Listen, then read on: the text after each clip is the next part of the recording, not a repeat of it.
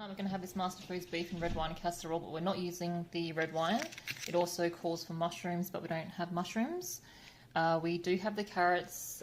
We didn't have enough potatoes for mashed potato, which is normally what we'd have with this. But the potatoes that we did have were going a bit soft, so we're going to use those instead of the mushrooms. We've got the green beans, and instead of the mashed potato, we're going to have garlic butter cabbage again. You can do this in a slow cooker.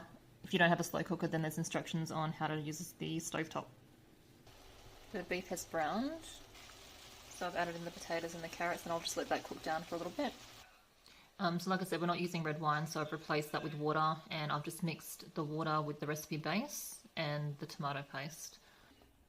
I've added the liquid, and now I'll just put the lid on and let it simmer for, I think the recipe base instructions, it wasn't for the stovetop, it was for the oven.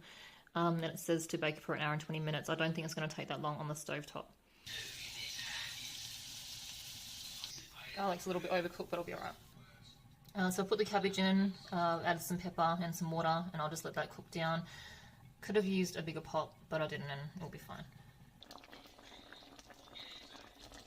I think this is almost done, so I'm just going to chuck the beans in here and let it cook for a couple more minutes.